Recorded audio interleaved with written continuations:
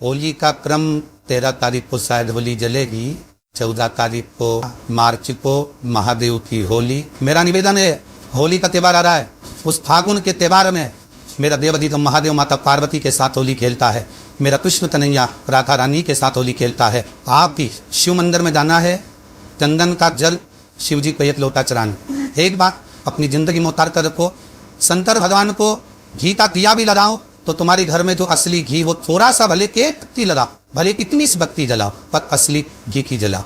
शिव जी को अगर चंदन भी लगा रहे हो तो असली लगाओ, शंकर भगवान को चावल भी चढ़ा रहे हो तो असली चलाओ, शंकर भगवान को दृष्टगंध भी चढ़ा रहे हो तो असली चढ़ाओ।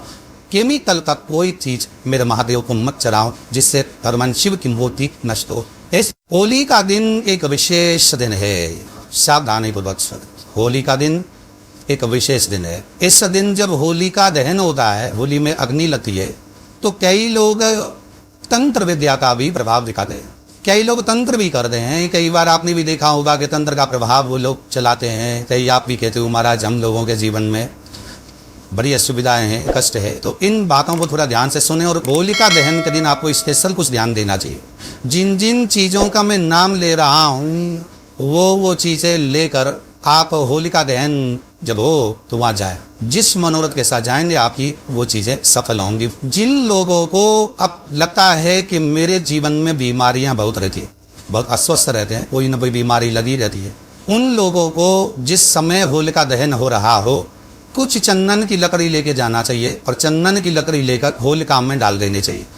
होली जब होली जल रही हो उसमें डाल दें और वहाँ खड़े होकर ये प्रार्थना सब में करनी है। आपको जो मैं बता रहा हूँ, जलती हुई अग्नि के सामने खड़े होकर ये प्रार्थना करनी है कि हे होलिका मैया, हे प्रहलाद जी महाराज, मेरा ये शरीर बड़ा अस्वस्थ रहता है, आप कृपा कीजिए, हमारे शरीर को निरोगी कीजिए। या जो भी आपको बोलना है आप अपने हिसाब से, आप अपना जो भी और हो पारिवारिक जन हो उसको भी आप ये बता सकते।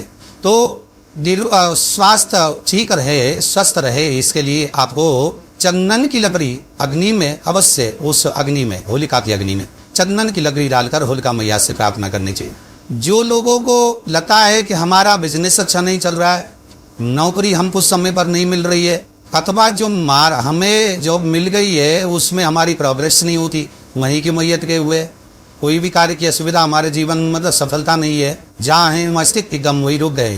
तो जिन लोगों के जीवन में ऐसी प्रॉब्लम है उनको होलिका दहन के दिन सरसों के दाने लेके जाना चाहिए और अपने बार 7 बार अपने ऊपर से 7 बार उसे उतार कर, क्या बोलते हैं उसको, क्लॉक वाइज ऐसे 7 बार उतार कर होलिका में सरसों के कुछ दाने डाल देने चाहिए और यही प्रार्थना करनी चाहिए जो आप अपने बिजनेस वगैरह को लेकर करना चाहते हैं। ये ध्यान रखें। जो लोग चाहते हैं कि हमारे घर में सुख शांति समृद्धि बनी रहे, क्योंकि कईयों के घरों में अशांति बनी रहती है, क्लेश बना रहता है, द्वंद्व बना रहता है, और ये अधिकांश आज तो हम ये बात गारंटी से कह सकते हैं कि आज के समय में तो मोस्टली प्रत्येक घर की ये समस्या बनी हुई है, मोस्टली ये व्यवहार बना हुआ है। और ये इसलिए बना हुआ है क्योंकि हम इसको ध्यान से समझते नहीं, इस पे ध्यान देते नहीं, और जब तक ध्यान देंगे नहीं समस्या मिटेगी नहीं। तो घर में सुख शांति के लिए हमें आटा और जौ की बाले, एक तो आटा और एक जौ की बाल लेकर हमें अग्नि में, होलिका की अग्नि में डालना चाहिए।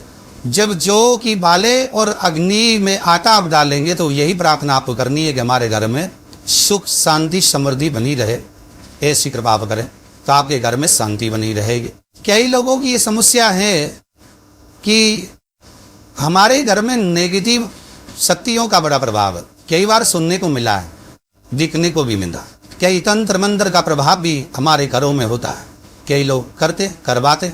इन सब चीज़ों को टालने के लिए नेगेटिव एनर्जी, नेगेटिव शक्तियाँ जो हैं, इन पर विजय प्राप्त करने के लिए सरसों के दाने, गेहूं के दाने और थोड़ा नमक लेकर, सरसों, गेहूं के दाने और थोड़ा नमक लेकर अगेन 7 टाइम क्लॉक वाइज उतार कर अपने घर के सभी मेंबर्स पे भी कर सकते हैं आप, उनको अग्नि में, होलिका की अग्नि में उनको जो है आप अर्पण कर दे, परिक्रमा करें और यही प्रार्थना करें कि हमारे घर में जो समस्या हैं उनका समाधान आप कर दीजिए, आपकी बड़ी कृपा होगी। जिनकी शादी में अड़चन होती है, जिनके घर में बच्चियों की शादी लेट हो रही है, होली से पहले ही देख लें ये भी, क्योंकि होलिका दहन के बाद नहीं वो फिर क्या करोगे, फिर कौन किस में जलाओगे।